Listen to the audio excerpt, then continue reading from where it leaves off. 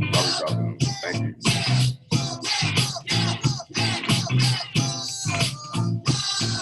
No, I'll reach out to them. All right.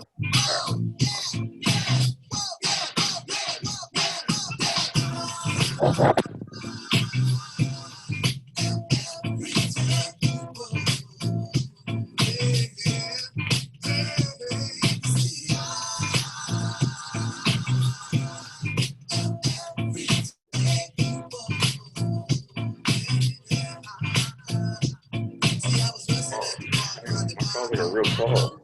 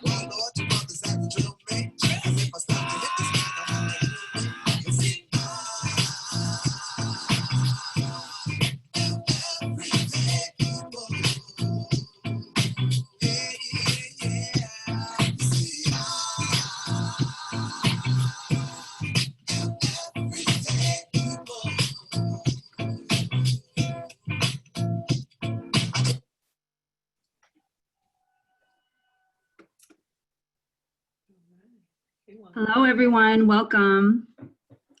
It's great to see you all. Glad you all can make it. My name is Haywan. I am one of the multicultural fellows at the San Francisco Foundation. I use she, they pronouns. I'm really excited to be the one to introduce everybody. They told me to make everyone feel excited and welcome, and I don't even have to pretend because I am very excited to be here.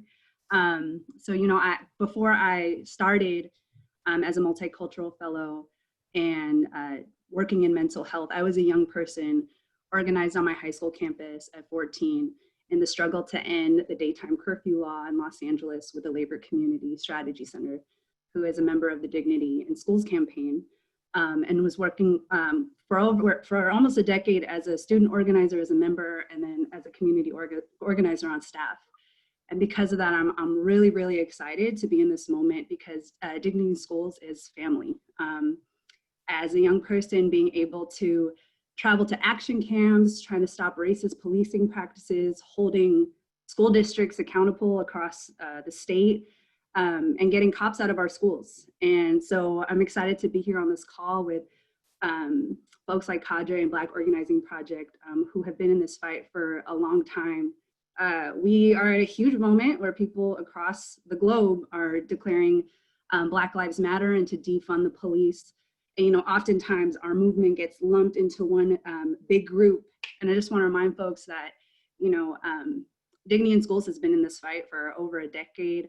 Our movement is diverse and made up of a diverse group of like people, organizations, campaigns, and Dignity in Schools has been on the front lines of really supporting campaigns and grassroots movements in this fight. So yeah, I'm excited. This movement comes from the fruits of our labor and all the seeds we've planted together. And as someone from the San Francisco Foundation, along with Akanadi and the Cal Endowment, we've been meeting for the last year and making real deep commitments to our work to decriminalize youth of color in schools and police-free schools campaigns.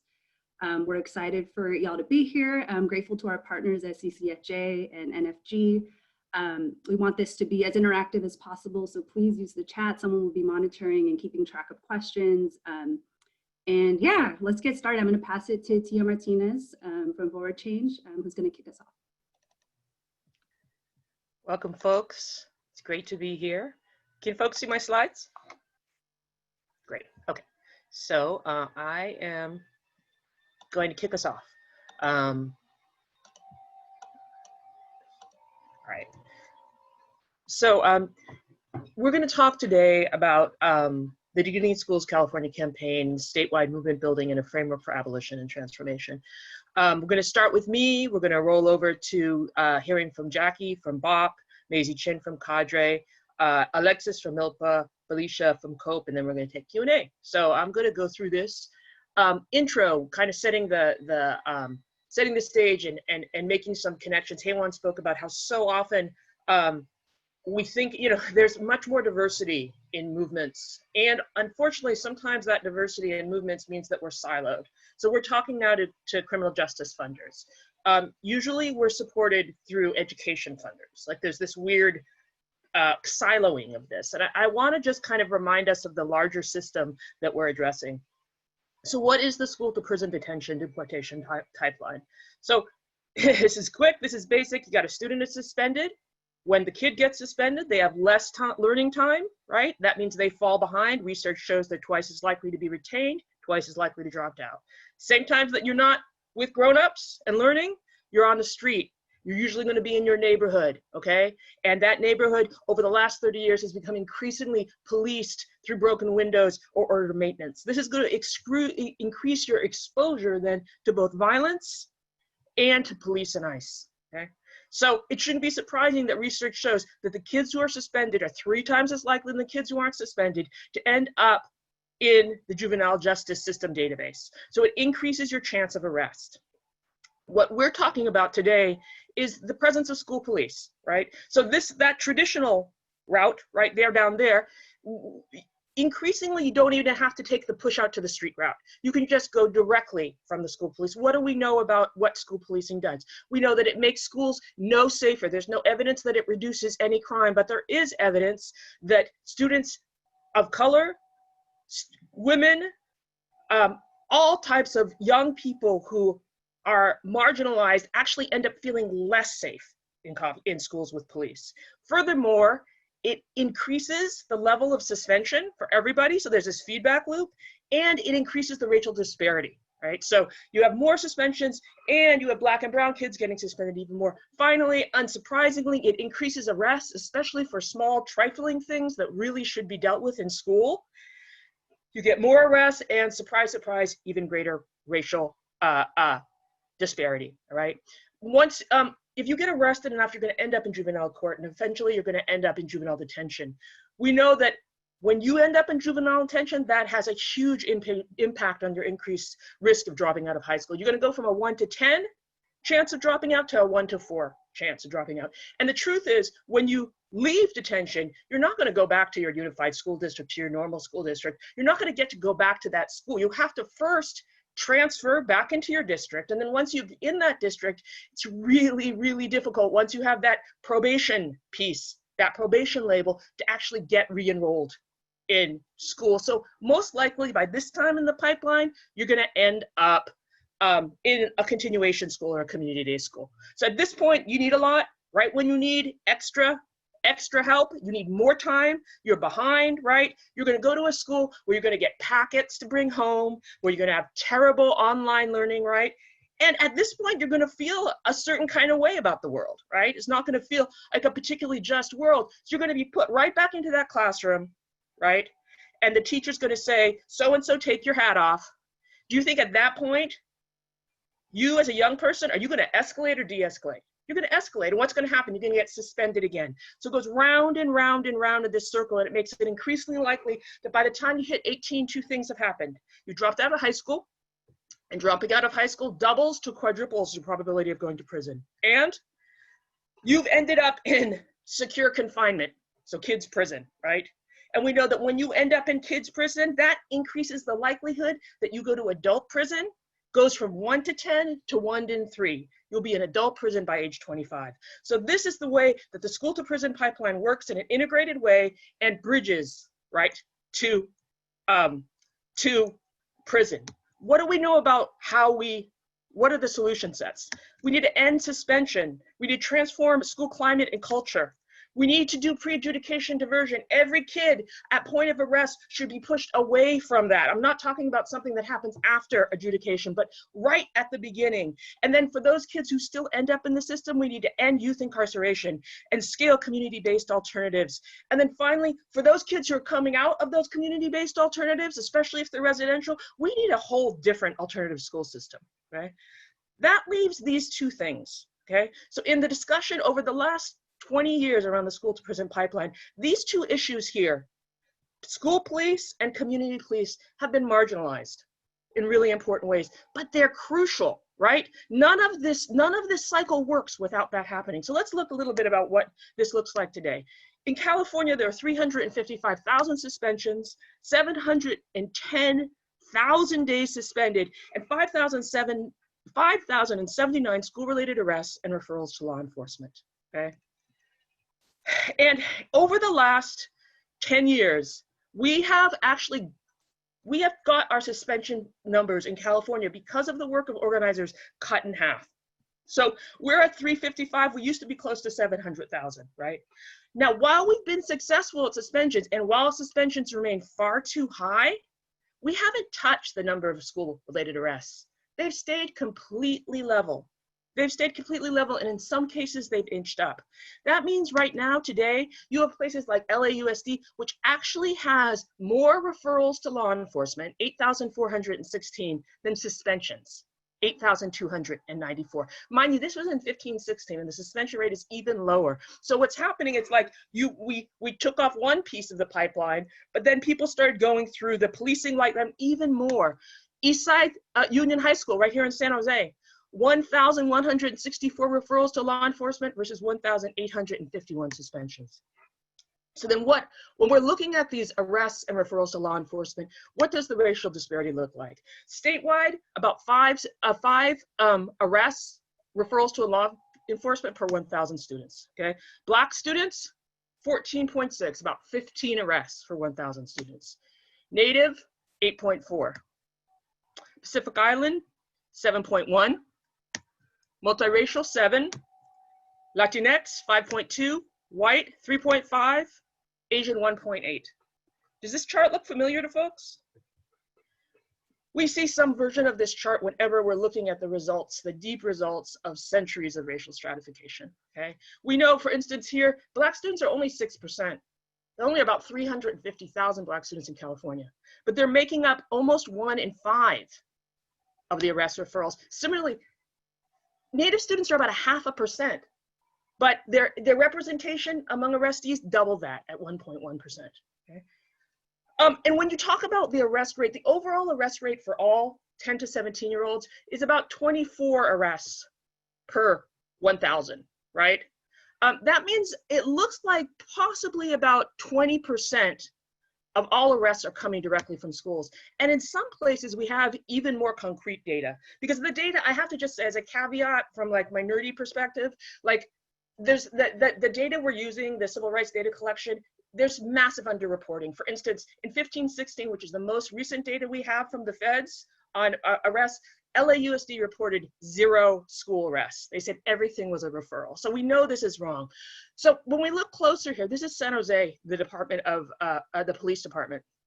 In San Jose, we're able to look at all of the juvenile arrests, and 30%, 3 out of 10 of the arrests or citations came from schooling, including 75% of juvenile arrests for disturbing the peace, 55% of juvenile arrests for disorderly conduct, 53 for weapons, 45 for drug possession, 42 for assault. So if we're thinking here about making a real dent in the way that arrest funnels kids and young people into prison, then we need to be talking about schools. The idea here is that schools are key to ending mass incarceration. Here's just a little picture of the school to prison pipeline, right?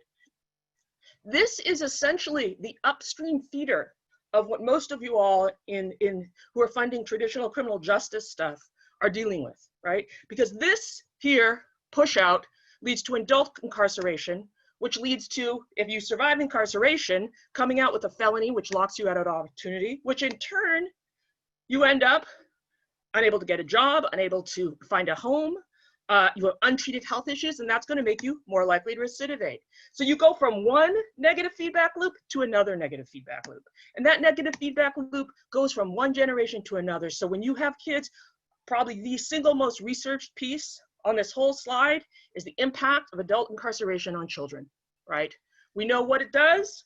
What it does is it makes kids who have incarcerated parents are more likely to externalize, which means they're more likely to act out, right? So now you see how this passes right when that little kid begins kindergarten and is dealing with their distress and acting out, they get suspended. This circle here, all of these circles have been playing out for 3 generations now. If you really want to get down to this, breaking this adult system and breaking the way it's replicated, we need to get to schools. And we have increasing research now that directly connects what happens in schools. Like the story I told you at the beginning, it was very much, okay, you're a kid, you get kicked out of school, and then you're on the street and you get arrested, or you get arrested. So it's all kind of immediately after. What this latest bunch of research does is it takes a longer view, okay? So what it's doing is saying, let's not talk about just that point in time, but what's the impact of the school to prison pipeline on what your life looks like as an adult, right? This is a study from 2018. It used longitudinal data from the Fragile Family Survey, basically found this, okay? That teens, it looks at teenagers who had experienced a childhood suspension. So we're talking about you get suspended in the 3rd grade, okay? You're 8 years old or 9 years old. Those kids were twice as likely to have been arrested as adolescents. So the suspension in 3rd grade is linked to being twice as likely to be arrested as a juvenile. And they're able to control for all the other observational risks there. So the kids were similarly situated. And then we move forward, right? What about the connection between suspension and during adolescence and offending during adulthood? Now we're getting closer to that adult system, right? This is an incredible study, but what this looked at is it looked at how suspension changes the life trajectory of the kid, okay? And this is what they found, okay? That suspensions increase offending across an individual's life course. So they function kind of as a turning point after which individuals report increases in offending. Now this isn't arrests, this is offending as they move through adulthood and adolescence and young adulthood. And every time you get suspended again, it amplifies offending trajectories, right? And these trajectories, they're saying, reach right out of adolescence into adulthood. And then the final piece of research on this is looking at the impact of attending a school with higher rates of suspension, okay? So in Charlotte, Mecklenburg, for stuff having to do with school segregation and settlement agreements, basically there was a rapid shift in where the kind of different zone lines were for what school you went to, right? So there was a large and sudden boundary change, okay? So 1 year you're in this zone and you go to this school. The next year, you see how this gray piece moves over here? Now suddenly you live the same place, but you don't go to the school you went to. You're gonna go to the schools down in this gray area, right? So what that allowed them to do is say, okay, well, what happens to the kid who lived, the kid who lives 1 block away who wasn't in the gray, right?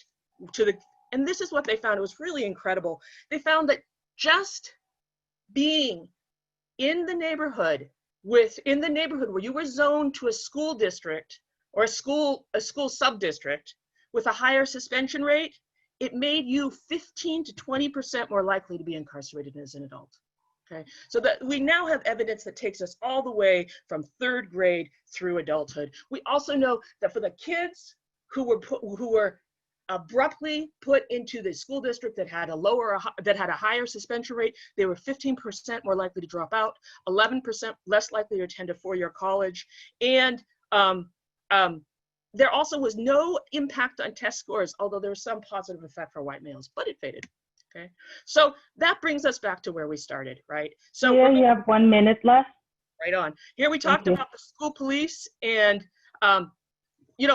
obviously there are missing solution sets here. Remove police and defund the city police, fund youth development. But this is what I want to say. What we just looked at was this tangle. We're dealing with these very tangled system webs, right? And we're trying to address them through this siloed funding that doesn't work. We need to get underneath even those kind of solution sets that I put on the previous slide. Because if you talk about school-based arrests, referral to law enforcement and school push-out, well, it's intimately connected at the root to mass incarceration and criminalization. It's also intimately connected to segregated and unequal school systems, residential segregation, intergenerational poverty, geographic concentration of disadvantage and gentrification, decimation of the social safety net over the last 50 years, extractive capitalism, economic inequality, and decreased social mobility, and a history of slavery, white supremacy, and colonialism. What we're going to talk to today is if this is how deep you have to go, like any amount of policy shifts aren't going to do the work. The only thing that's going to do this, that's going to get deep into these systems, is through building power. And with that, I'm going to hand the mic to Jackie Byers, who's the ED of the Black Organizing Project, to talk about how you build power. Good afternoon, everyone. Thank you, Tia. I wish we just had so much more time. That's amazing, and that contextualizing is really key and has been an important part of DSC California. Important part of BOP is having this sort of context, this vision, and this data as we're thinking about how we're moving forward. And I know, Tia, I'm asking you to be jump into being our slide person, and we're going to work together on this. But so just a little bit, I think, in this time, I just want to touch on basically a little bit about who we are, what we recently won, and some kind of highlights. I mean, this could be a whole book, but on some of the key pieces of what I think are important about why we won or how we won, and then what we see as sort of the next steps and what we think it'll take to get there. So just a little bit about the Black Organizing Project. We are a multiracial, we're not a multiracial, we're a Black organization, but we are a multi-generational organization, and we're located in Oakland, but we also have a chapter in Antioch in East Contra Costa County, in part understanding that there has been a huge Black migration and in some ways Black push out into some of the outerlying areas of the region. But our work and our campaign work has really been centered in Oakland. In 2011, we launched the Bettering Our School System campaign. The campaign was launched and inspired by the tragic murder of a young man named Raheem Brown at the hands of the Oakland Unified School Police Department. We had also done about a year or so of listening, community-based building, and community organizing. So to Tia's point, for us, we believe that it does take power, and that the power lies in doing community organizing. The power lies in the community, and it lies with building power among the people that are most impacted by the issues we're talking about. So we spent a lot of time really building a base and a community base before we even worked on an issue.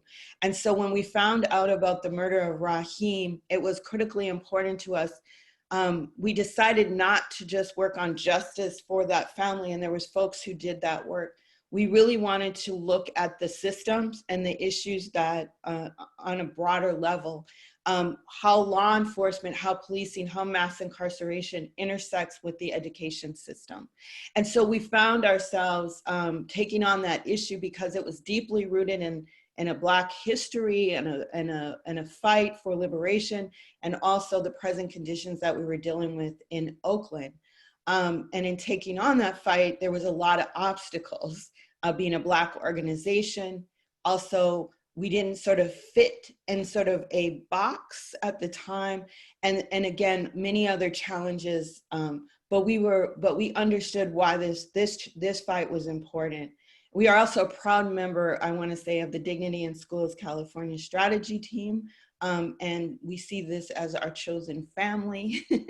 And also, when Haywan was talking about her path, like in our early stages, it was kind of a lonely space for us. And I remember going to Labor Community Strategy Center, and we did an exchange with the bus riders union and with the folks that were working on the community rights campaign.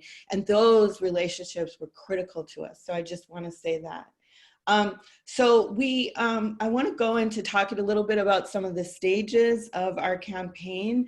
So in 2011, we actually, in the Purple Mansion, for those people that are local or know a little bit about the Center for Third World Organizing, that's where we were launched out of. And in 2011, we were in a group strategizing and researching after we found out about Raheem and decided to take on the campaign about what would that campaign look like. And we literally plotted out, a 5-phase strategy. And I want to say one thing that's important about that is that in phase 4, we said we wanted to eliminate the school police department in 2020. And in phase 5 was the transformation. And so just a little bit about these phases. One thing I want to note is that phase 1 was a lot of research and base building. So we really, really were centered in making sure that we were centered in our community. We did the Black organizing and the organizing with parents, students, community members. That's really, really important because I'll talk about this a little bit later, but that is one of the things that I feel like sometimes people step over when we're doing like reaction or activism. And in fact, we understand that that becomes a backlash when we don't organize our folks. But it's also a very quiet stage. And so phase 1 was a stage of really building our base, and we didn't get a lot of support from philanthropy during those stages. I just want to raise that because as someone who is concerned about the state of Black organizing and Black organizing organizations and has worked in this field for years, and even as an intermediary, I understand why when we ask the question, where's all the Black organizing? Well, part of it is because folks are not invested in those critical places. And this is the foundational stage for organizing. But once we started actually moving towards restrictions and reforms and we had policy wins, we were able to attract more people. And again, I want to say there was some folks that were there on the ground, but we had to really prove ourselves through some of these policy wins.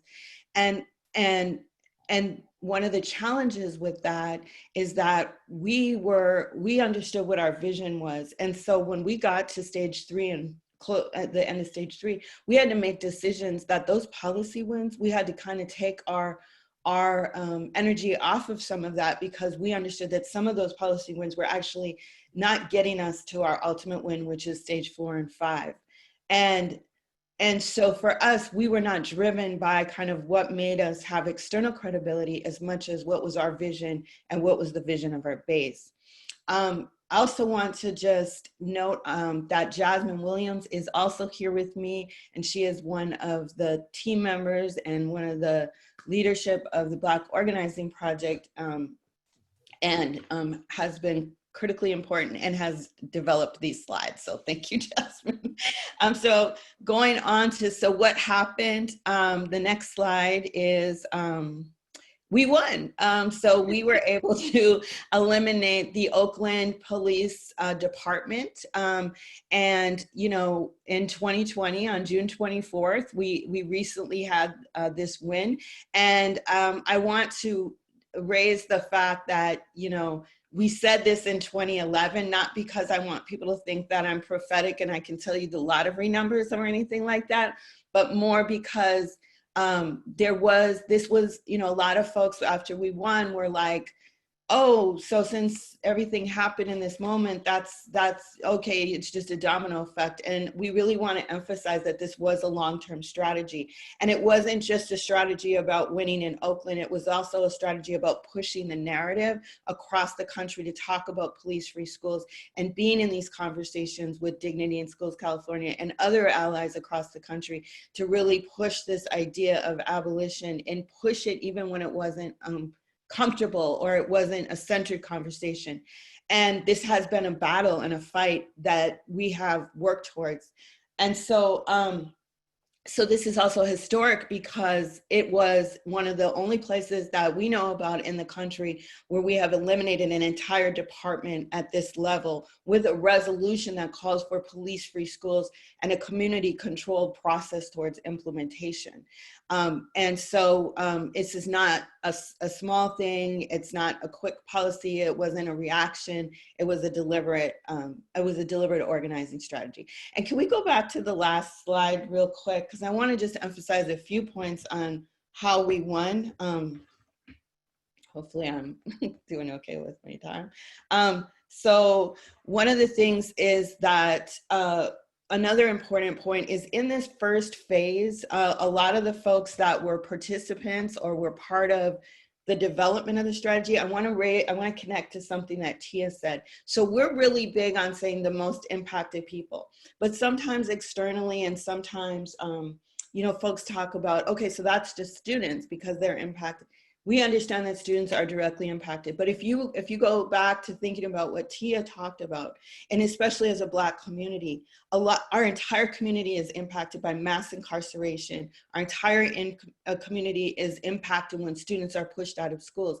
So we had community folks who stayed with us for 10 years that may not have had students in school anymore, or who were graduates of OUSD, but they stayed with us because they believed in the fight and they understood that they were impacted. So part of our organizing is to expand the understanding of what impact it is and to see it as a community process and not just separate out students and aside from parents or that community doesn't have an invested interest.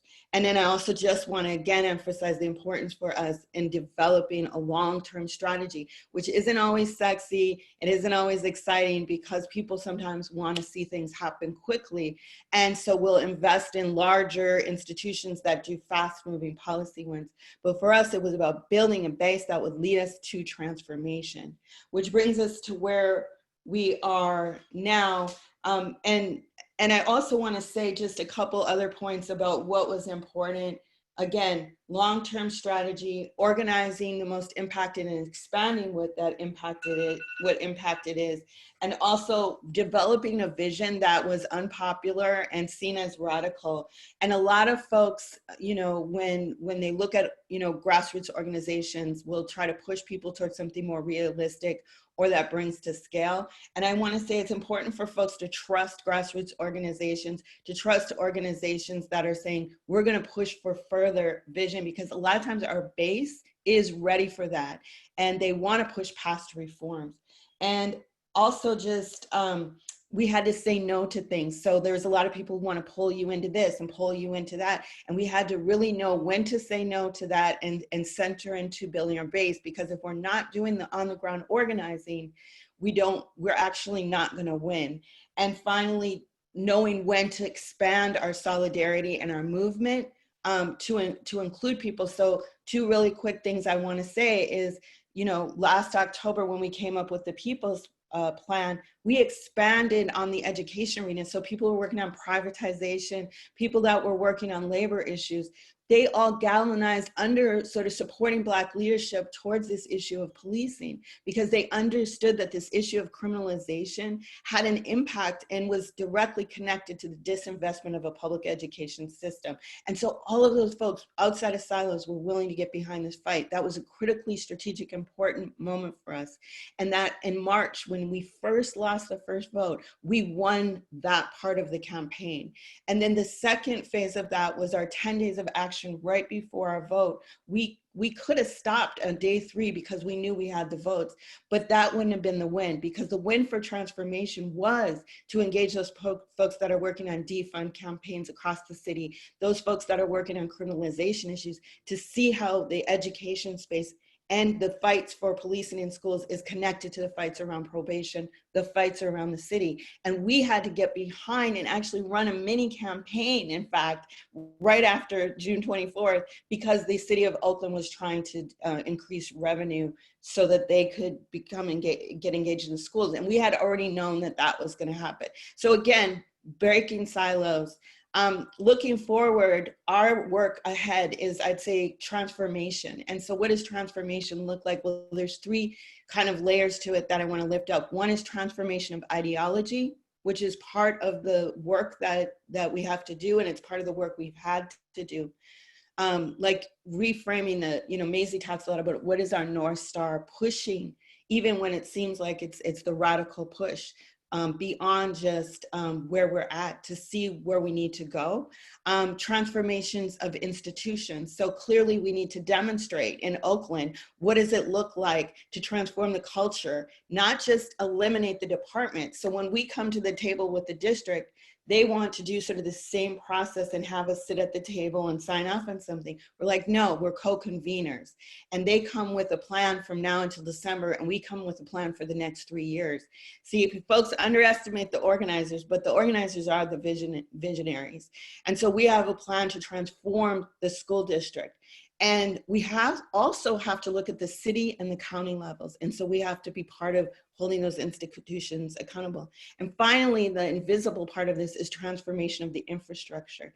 See, we need not only BOP to have the capacity to play this leadership role, because that was the dream of the organization in the first place, to get people to believe in organizing again, believe in Black organizing, believe that every movement has always changed because of the community, the people on the ground, the people who are most impacted. In order to do that, we are an organization that develops folks, and we need the capacity to do that. But we also need other organizations to have that capacity, because the ecosystem needs to not have all of us starving and competing for scraps. We need a robust organizing infrastructure. And then the last— You have 1 minute. Okay. And then the last slide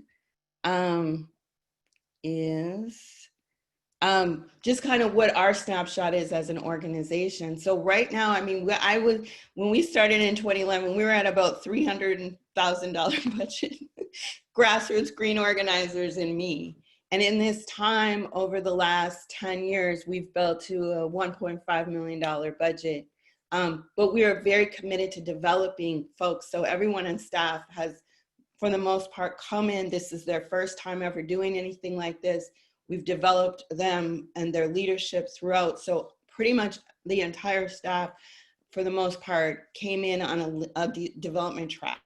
So that's an amazing and important part of our role, and an invisible part of our role, to develop Black organizing, Black developers, Black communication folks. But at the same time, it means that we are lifting a lot of stuff locally, regionally, nationally, with very little resource. And so for us, we have about three women that have been kind of moving this inside the organization. And I wish I could give you a glimpse into what that has looked like in the last 3 months. And so looking ahead, what we want to do is we want to develop our capacity to use this window of opportunity to really move some of this important transformative work. And what that's going to take is, for us, at least $200,000 per year for the next 3 years, to really bring in at least a couple strong sort of staff that are really actually ready to move, that are not in a development track, that can help us have the capacity to generate more. And so that's for BOP, but I also really want to say, my last thing to say is for all of those of you that are on this call and are looking at what is it going to take, my other pitch is to say, look at your portfolios. How much money are you giving to grassroots community organizing? Because we can't win by ourselves. And so this isn't about just investing in us.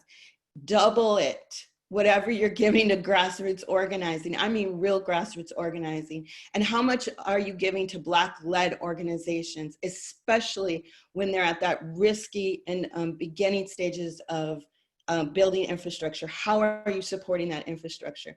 And start your own campaign within your own institutions to double and triple your giving to grassroots community organizing. Again, this isn't about just BOP's win. This is a fight for all of us. And I believe, I am a believer in the power of community organizing. And I'm tired of us having to fight and prove with very little resources that is how we win. And so I hope that this win inspires folks to not only give to us, to not only give to DSC, but to revisit their whole giving structure to all of these great organizations that are really making this happen. Thank you. And with that, I'm going to turn it over to my comrade and my sister, Maisie, who is an incredible inspiration and in some ways a mentor, the executive director of Cadre, and one of our founders of the DSC California. Thank you, Maisie. Oh, all of my feelings now. Thank you everybody for being here, and certainly thank you to all the words and wisdom that has been shared already. As you all probably know, DSC California, there's a whole lot of soul in what we do, and we come at it even with data, with strategy, but at the end of it, I think it's really what Jackie said, that we are not content if the power is not in the people and on the ground. And so I want to go to a quick overview of who we've become over the last, we really started this journey, to be quite honest and transparent. We convened under different sort of configurations, but this journey to figure out what this needed to be started back in 2012. So we are 8 years in, and even if folks weren't around for that phase, it's been a journey. Back then, we were working closely with CASEL, with another organization, and it was Cadre and Labor Community Strategy Center, because we had the fortune and our hard work paid off, and we had made some changes in LAUSD between school discipline policy and daytime curfew law, what Haywan was referring to in her early organizing days. And that gave us sort of a platform to begin organizing. And we had to, quite frankly, we had to cut some people out to become, what the ground needed, not what funders needed, but what the ground needed. And so, as you see in front of you, we are in 5 regions, and the ground is all of these regions: the Bay Area, Central Coast, Inland Valley, Central Valley, and Los Angeles. And we deliberately connected to regions that are, someone said, I think Vanessa said it, and they're organizing deserts. And we deliberately wanted to create solidarity between the Bay and LA and all the Black and brown folks that have been pushed out and or who are indigenous to these regions, but are experiencing some of the harshest forms of effects of a mass incarceration society, because they live in politically conservative areas where organizing is not even, it's barely viable to some degree. And so I want to say that we were inspired by, we've always been inspired by Bob's campaign. It's sort of been the marker for us about how we support organizing. Thank you. And you can go to the next slide, Tia, perfect. And we have some values, and I'm not going to read through all of these, but I want to emphasize again that these are values are so that we can actually have organizing wins as opposed to policy wins. So I just want to say organizing wins as opposed to policy wins, because we know that funders, opinion makers, people who, media, they all want the policy win. But as you've heard from Jackie, that it's a deep, deep investment to win not just the policy, but the power of people and community power that can hold the line the minute the forces reorganize and try to undo the policy win, which is definitely we are prepared for that, and we are preparing for that. So again, I won't go through all of our values, but I do encourage you all to look at these values closely. It includes healing and movement building as integration, and Milpa and Juan Gomez gave us a lot of inspiration for that. And truly altering the power dynamics and equations, between grassroots organizers and people who are like policy advocates. And what I mean by we had to cut some people out, it was really a lot of policy folks. We had to let a whole nother coalition form for them so that we could center organizing. And to defer to the ground, a lot of people say center the ground, defer to the ground.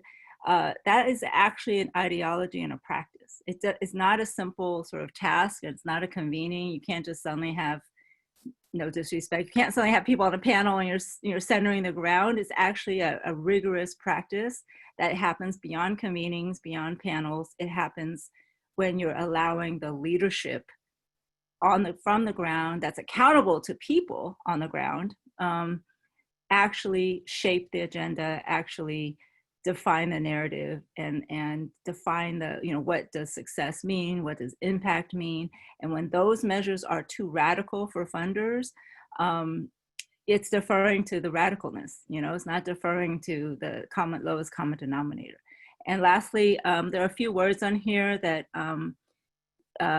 that I want to point out. We have, we'll talk about translocal in a minute, but that's really, I want to prep you for that, because we are really, if you could imagine a story like Bob's in 5, 6, 10 places around the state. That's what we're aiming for.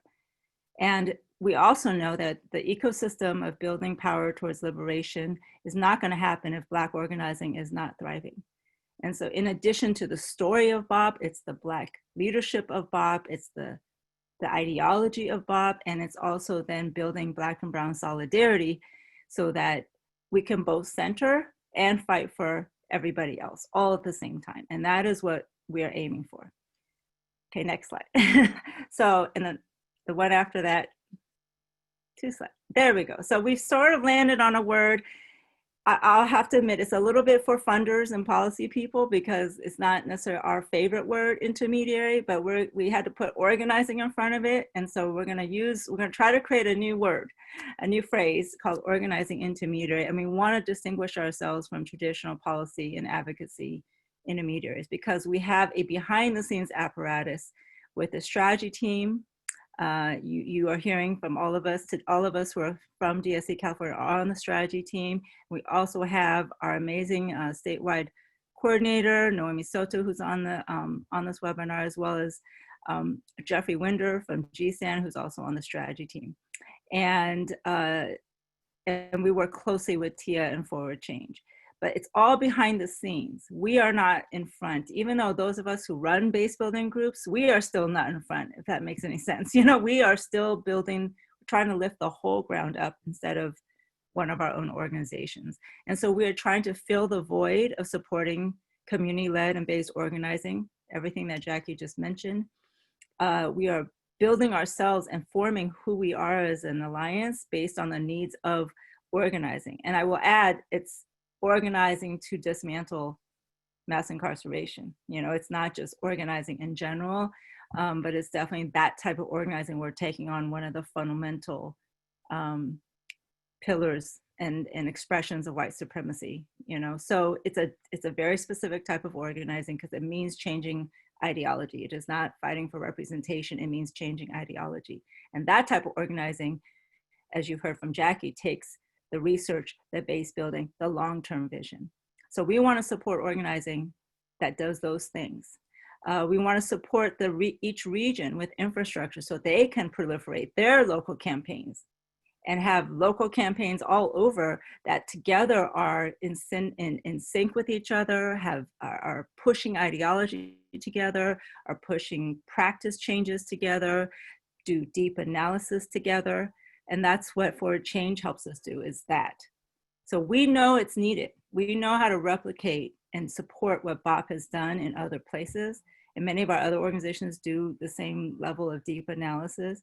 But to help other organizations do that, especially in these organizing deserts where it's purely an ideological fight, it's just straight up mano a mano, white supremacy versus not. And you'll hear from our regions, when you hear from Alexis and Felicia, that it's a straight up fight. And so for us to be able to build power and support the power building those areas, we have to help people change the narrative, put out research, and shape new strategies that aren't status quo, that aren't already accepted. And we have to support the leadership to carry out those strategies with courage, despite all of the obstacles. And so at 1 minute, Maisie. Thank you. And so you can go to the next slide. I just want to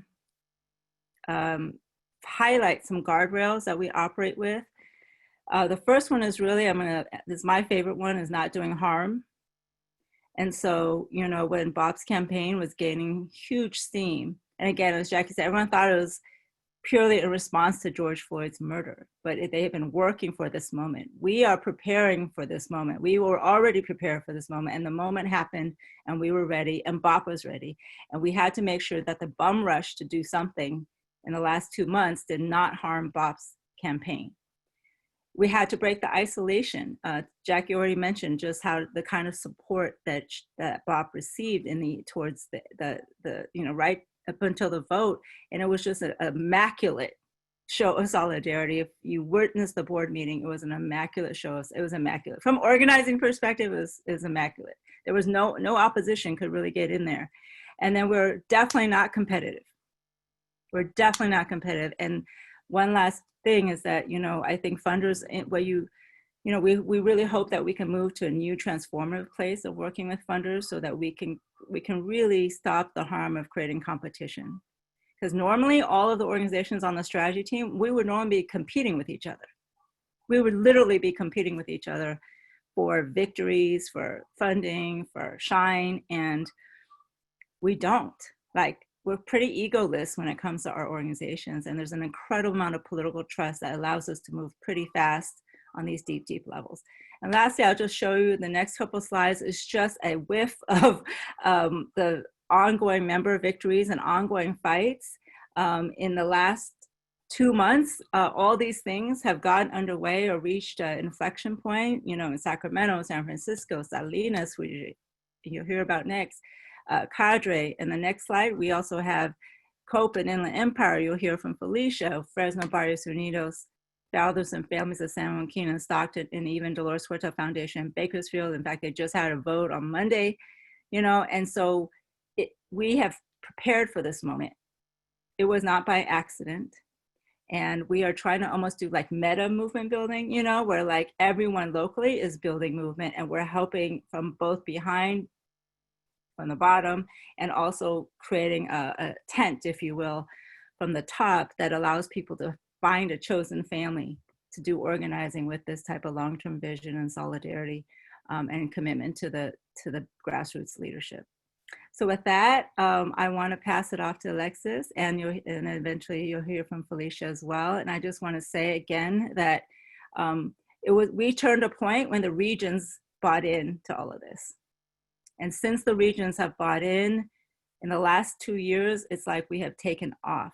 And so I just want to put another plug in for the fact that we are deeply committed to the solidarity between regions and not competition.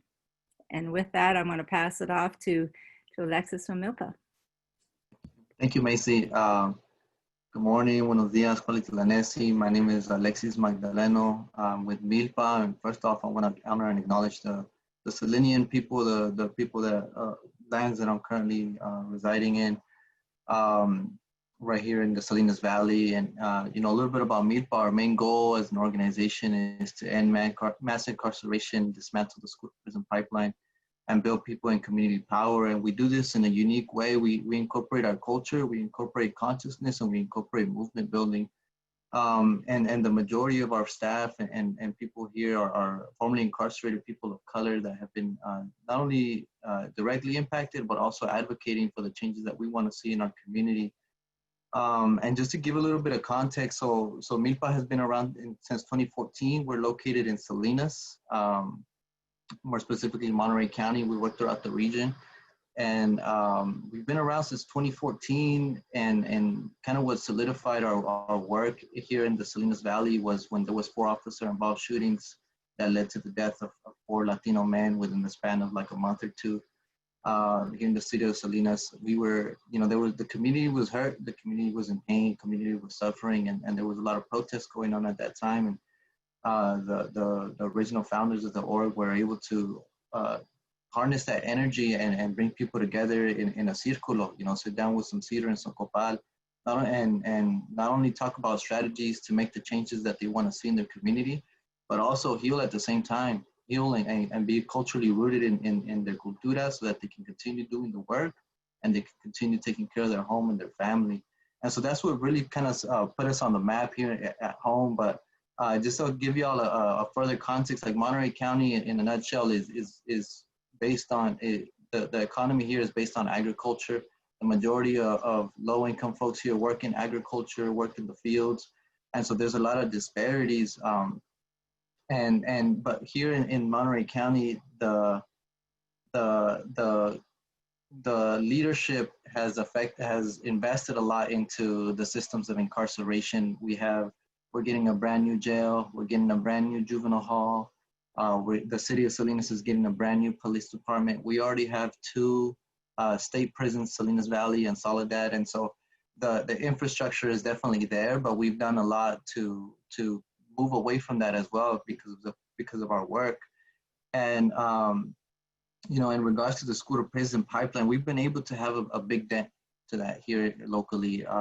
Here in Salinas, they wanted to, after the 4 officer involved shootings, actually the city of Salinas received a COPS grant to put free money, you know, to put 4 officers in the high school district. And, you know, we were able to organize not only ourselves, but the youth, the parents, people that were directly impacted by the school system, by the school to prison pipeline, to come out and say like, hey, we don't need this, we don't want this, we don't care if it's free money. You know, our people have experienced this and we know the harms that it has done. So we were able to come not only from our personal experience, but also with data and facts that really solidified the victory. And so after the law enforcement lost at that school district, they went to 2 other school districts, and we were also able to beat them there. And as it was highlighted earlier, we just recently, we were able to remove law enforcement from 3 other school districts, Pajaro Valley, MPUSD, and Soledad, all in collaboration with different community organizations in the community. And for me, Soledad was personal. Soledad is where I grew up. Soledad is the community that where I first experienced, you know, my first interaction with law enforcement. It's a very small town. It's where Soledad and Salinas Valley State Prison are. Is my first interaction with law enforcement there, and where a lot of my friends got pushed out. You know, a lot of my friends ended up ended up in prison. And so I'm fortunate that I was able to pull through, but also more fortunate that I was able to come back and advocate against the system that had a huge impact on my life. And so we were able to successfully remove them from there. And so as we've been chipping away at the past couple of years at you know, having school resource officers on our campuses, and you know, but the fight hasn't ended. You know, as much as we've been able to do, there's still a lot more that needs to be done. And so now we have our efforts in a community called Greenfield, which is about 10 minutes south of me. It's only 17,000 people. Majority of folks there work in agriculture, are low income. Many of them are undocumented. There's also a very large population of indigenous folks from Oaxaca there. And but the leadership, you know, the city itself is about 99% Latino, but the city, the leadership in the city is largely reflective of the white landowning folks. And so there's been a lot of reliance on law enforcement there, and not so much movement towards the community. And to add Alexis, to that, yes, you have 1 minute left. Awesome. Thank you.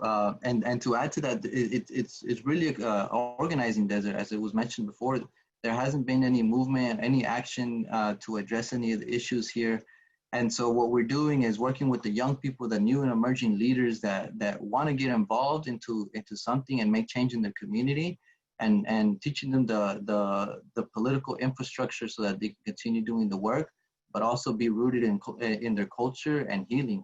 Because there's a lot of pain and a lot of trauma that these youth have experienced, and we want them to not only be able to go up to that podium or to those city council meetings and speak the truth, but we also want them to be able to go home and take care of themselves and continue doing the work culturally and emotionally. And so in a nutshell, you know, that's what we're doing, and we're in collaboration with the DSC, and you know, I want to thank Tia Martinez for sharing the data about the school district. That, you know, the reality is that they have one of the highest suspension rates in Greenfield, and we fought really hard to you know, make them pay attention, but we're going to continue doing what we need to do to build a political infrastructure of the youth and create some movement down there. So with that being said, I'm going to pass it on to Felicia from COPE. I appreciate all of you for listening. Thank you. Thank you so much, Alexis. And thank you all for just this incredible opportunity to be part of this panel. We are proud members of DSC California. I'm Felicia Jones again with COPE. We are a faith-rooted Black-led organization based in San Bernardino County, but we serve both San Bernardino and Riverside County. We do reference ourselves as the Inland Valley, but some know us as the Inland Empire, so you may see that interchangeably. You know, we organizationally really started this work over 20 years ago, and just like others, our emphasis was really on challenging mass incarceration. We are situated in a region with an investment and affinity to prisons. We call ourselves Prison Town because we have over 20 or so jails and prisons. And so it is a huge part of our regional context, and certainly is why taking on the fight to challenge mass incarceration, to disrupt the school to prison pipeline is a huge one, and one where we needed solidarity with folks across the state who had the political courage, who had the capacity, who had the wins to help us start to disrupt this process in our region. You know, I think some others have referenced sort of where we are in proximity to Los Angeles. We're about 30 or so miles out of LA. A lot of us have migrated from LA to the Inland Valley region, and there have been different migration waves. Some of it was for upward mobility, and in fact, some of the upward mobility is also part of the challenge of tackling mass incarceration, because it has been heavily linked to Black progress, to be quite honest with you. And so when we're talking about decriminalizing schools, taking on the fight of, stopping school-based arrests, it has been perceived as an attack on jobs. So we're talking about, again, a huge economy that's rooted in school policing, rooted in corrections officers. All those folks who have found gainful employment are doing so on the backs of Black and brown folks in our schools and in our community. And so we have, we certainly have had to lean on our partners across the state to give us additional capacity to start to look at policy shifts, but also to really look at narrative shifts and to really begin to start to shift ideology and reimagine what our communities and schools would look like with police-free, in a police-free environment. And I will say that while we are making some progress, we still have a whole lot more work to do. And it was important for us to see BOP win, because BOP winning meant that it would be possible for us to have the political courage to push. And in the last couple months, we have begun to identify an ally that we did not think. We have largely worked in San Bernardino City Unified School District and Fontana and places like that, but we reached over into Riverside County where there is a school board member who had the political courage to just ask the question and present the possibility of ending its relationship with the Riverside Sheriff's Department.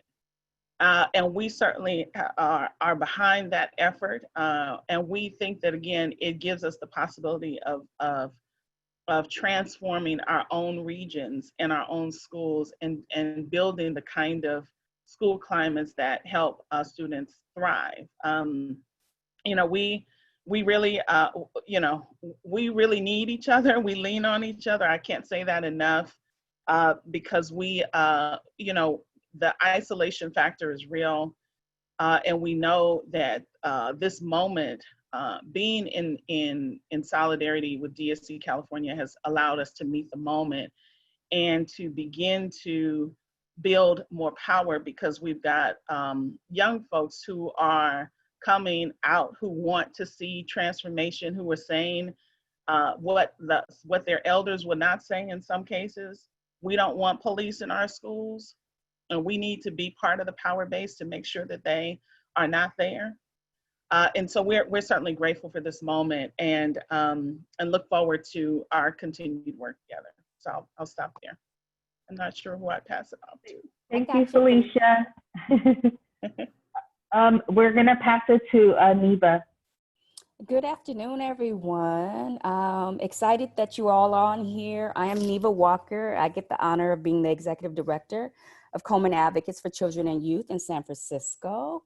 And I'm also one of the strategy members with DSC California. And although I've been doing this work for a long time and I'm participating in all the strategy and the discussions and the building of our work, I'm still in awe by the presentations in the panel and what they've shared today. So I hope that you've learned something and you have your brain percolating on how you, as a program officer or whatever role you are within your foundation, can start to think about how you can shift and start supporting our work. I'm excited because I get the role of doing a pitch and sharing our immediate financial needs.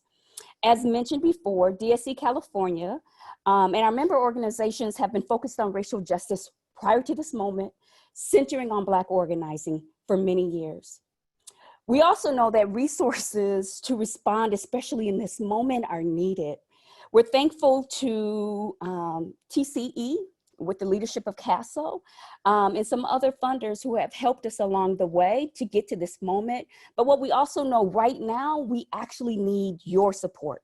We need more commitment and resources, funding statewide effort, and we are leading that work, not just in best practices, what you heard earlier, transforming the idea of what movement organizing can look like in our field that can also transform into other fields. So here it is. So we are hoping by September 2020, we actually need to raise $100,000. We have a working group. We actually have a couple working groups, but this ask specifically is to respond to the 2 years of the working group that we have been focused on with our Black organizing, specifically doing Black migration and Black preservation. We have folks that have been gentrified out, and guess what? We have Black folks that are still in cities throughout the state that are fighting to stay in their area, in their hometown. And so we want to be able to continue to support our organizations on leading in that work also. This is the intersections of the school to prison pipeline, mass incarceration, gentrification, and let me not forget juvenile justice. And so we're hoping that you will help us solidify $100,000 by September. In addition to that, our long-term, which isn't really long-term, but in our world right now, because this seems like the first 6 months has really been 3 years. So over the next 6 months, we are trying to raise $500,000. We have one staff person, y'all, just one. And then we have multiple folks on the strategy team as well in the regions that are actually doing this work. So we are trying to strengthen our infrastructure. We have great wins, as Macy showed you earlier, but we could do so much more in supporting our regional work if we could actually have a better infrastructure and more staffing support. We need to increase our tools that we're using also to remove the police out of schools. And then lastly, if we've done this on a basic budget over the years, just think what we actually could do with your help. And so I want to close with Rosa Parks said, you must never be fearful about what you are doing when it is right. And while you have lots of pressures and lots of needs and lots of asks going on right now, what we know right now for sure, racial justice and decriminalizing our young people in our community should be center. We are all not safe unless our children are safe. And as long as police are involved, they will never have that safety that we want. So thank you. Tia? Thanks all. We're going to move to Q&A now. And so we have this first question about What can be done to prevent schools from hiring private security? So Seattle School District has ended its contract with SPD, but the concern is they will rely on private security. Who'd like to take that? I mean, I will add in 2 cents and would love to hear from other people, but I think what's really important for us has been why this has to be also an ideological fight and not just a fight to end contracts or a fight to just end one form of law enforcement. So for us, that was why it was a strategic battleground, because we were looking at creating an abolitionist model and really restructuring the school system, not getting rid of one department. So the school district immediately was looking at what other form of policing they could use. So I think what's important, and one of the roles that we're thinking about as BOP and as DSC California, is how do we support some of these districts nationally that are making these decisions and maybe have moved in these directions, but maybe haven't quite contextualized the larger ideological struggle around really police-free schools and changing the culture. So what I'd say is, it's really important that folks in these cities, in these areas, are having those fights or having those struggles with their base, with the community organizations that are talking about what does it mean to really reimagine safety, and what does it mean, and it's the difference from bringing in sort of one transaction to another, and really redefining the process of how we create culture and who's at the table to do that.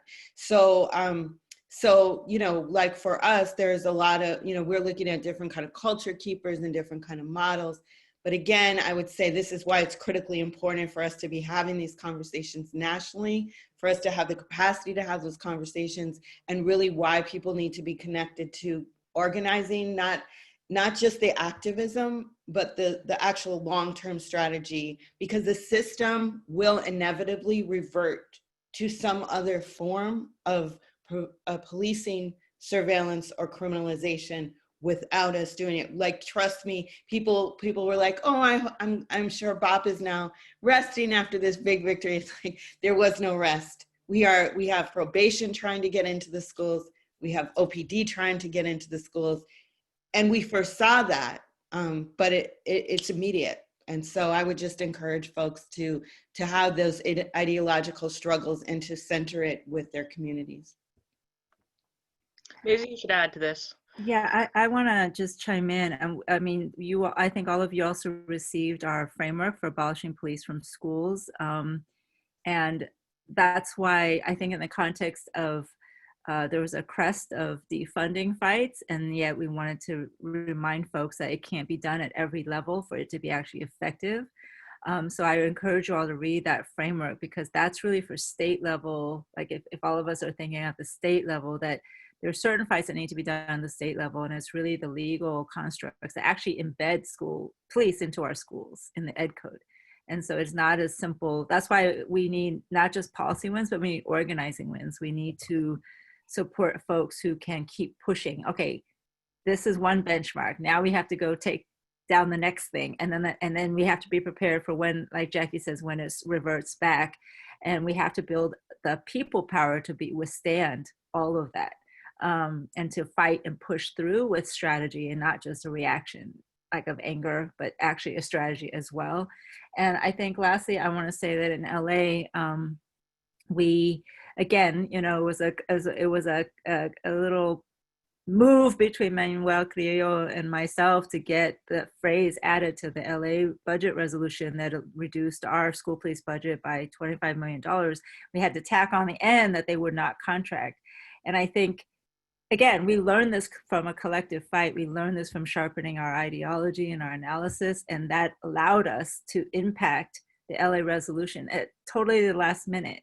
And, it's part of one reason why this particular fight of dismantling police from schools, but also mass incarceration, it really does need some study and some analysis, and it needs to be done with, at the grassroots level, so that people are prepared for such moves and such counter moves, and that we are 3 moves ahead, and that's really what We want the investment to prepare people to be 3 moves ahead and ready for all the counters.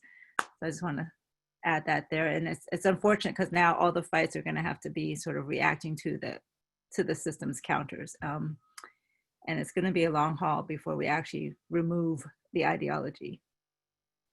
Great. Thank you, Maisie and Jackie. The next question is from Iris Garcia.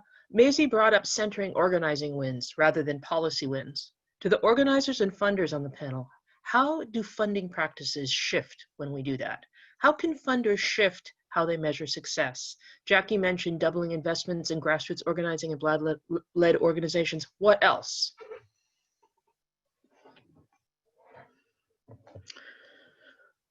Would like to take that.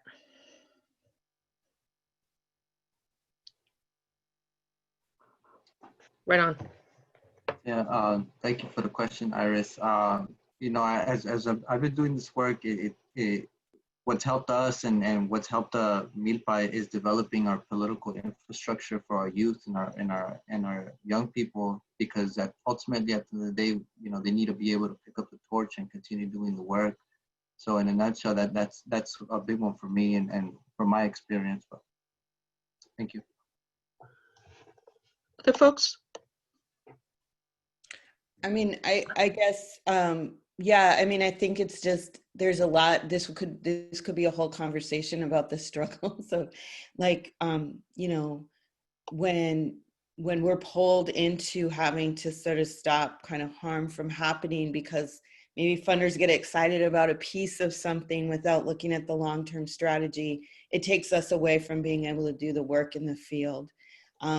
Sometimes there's not an analysis from philanthropy about the politics of the ecosystem, and people are sort of thrown into kind of coalition spaces that then again take energy from the work. Short, you know, really, like I said, even for us, we had these reforms and these policy wins and people wanted to hear about those outcomes, and then, but we had to be able to shift our tactics because we were like, you know, this is not actually moving us towards our larger goals. Sometimes people didn't want to hear about the base building parts, the organizing parts, the parts that were long-term, deep, that political work that Alexis is talking about.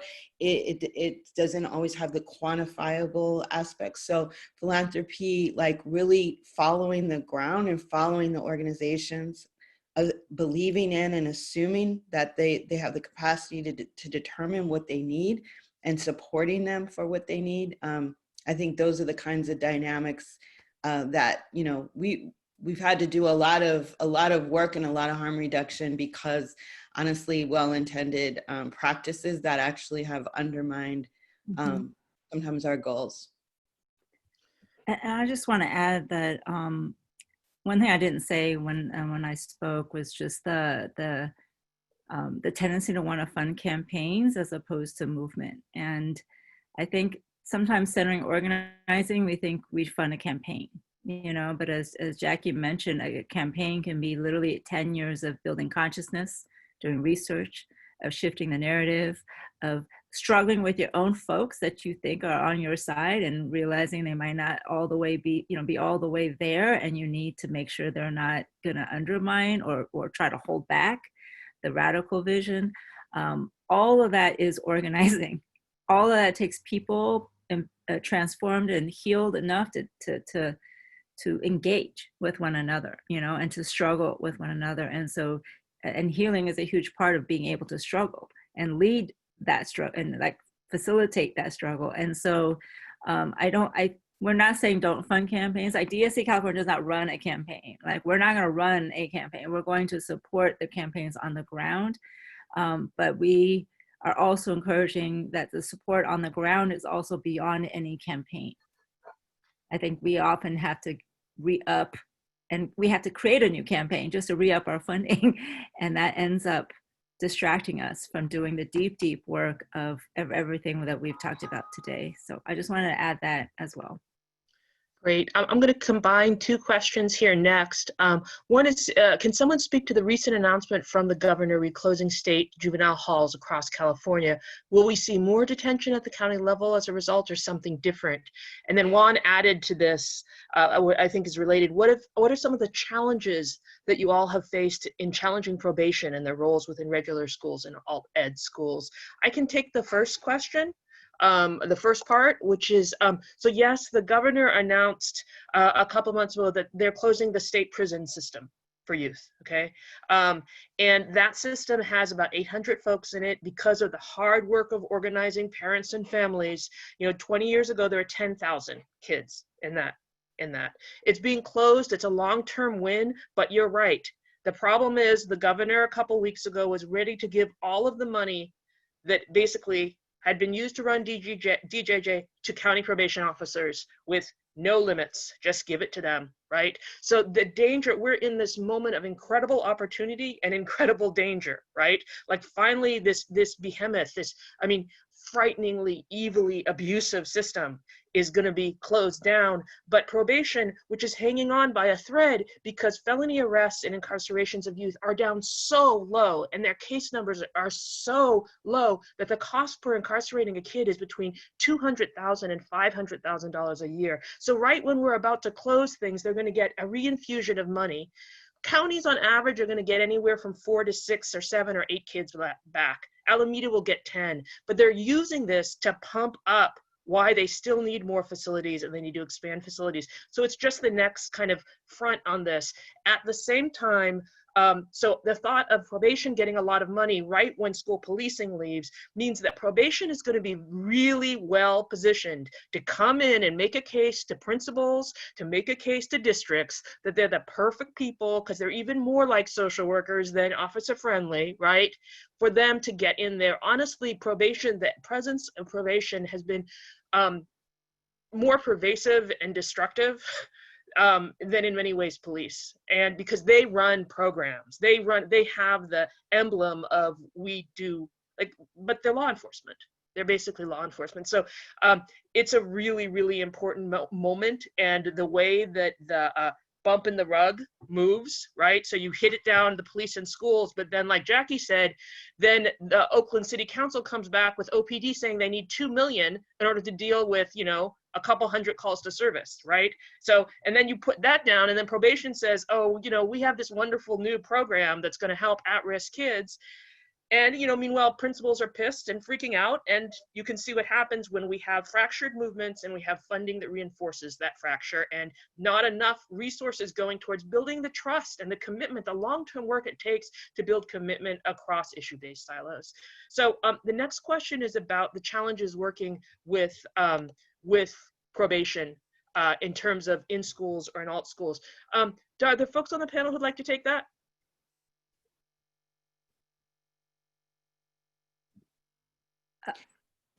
Well, I'll start, but basically, I do want to point out that in our North Star for DSC California, that we actually acknowledge the fact that this is a much bigger, it's a completely intertwined ideology.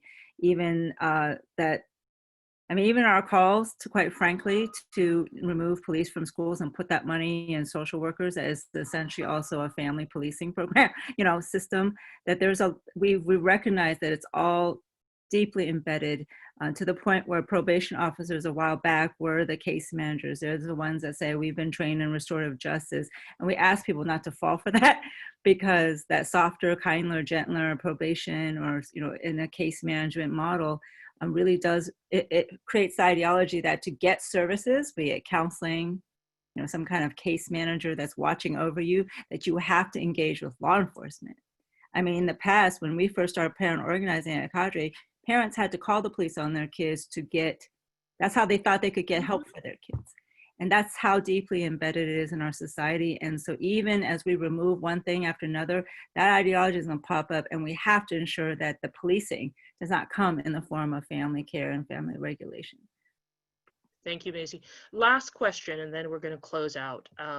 Angie Junk mentioned that some of you have mentioned reimagining a new paradigm of education for young people. What has that work looked like? What are your needs to create more space to imagine?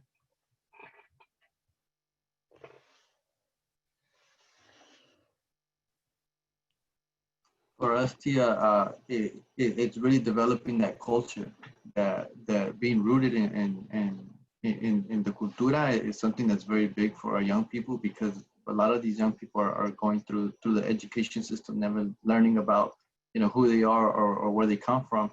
My particular school, I went to Soledad High School, where I mentioned earlier. Our mascot is the Aztec, and we never learned anything about the Aztecs. The majority of students there are from Mexico, but not once have we ever mentioned education like that. Not once have we ever mentioned, you know, the great accomplishments that our ancestors had left behind. So reimagining that education is not always come from people with credentials. Sometimes it comes from the neighbor, the vecino, the abuelito and the abuelita that really have a lot of game and a lot of wisdom that can really elevate ourselves to be good young people and continue to also do the academics. Thank you, Alexis.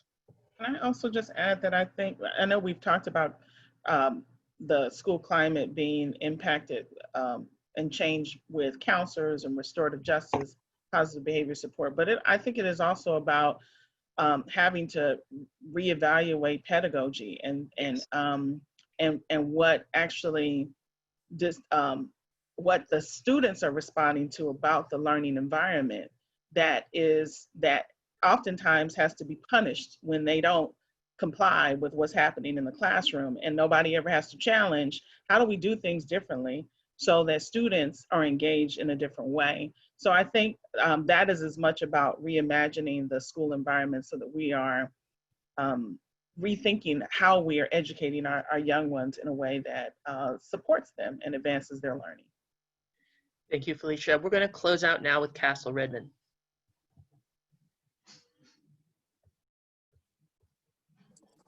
Thank you, Tia. Thank you, everyone. Wow, what an incredible panel. First, I want to thank all those wonderful panelists, all the strong women and the strong man who delivered this incredible message to us and lesson for all of us. And thank you, everyone who was able to join. A big turnout. Thank you to all the funders, all the friends who were able to join us today to receive this lesson and kind of be welcomed into this family of love and trust that Jackie Byers talked about. And we invite more funders to join in supporting this critical work to dismantle the school-to-prison pipeline and build something better.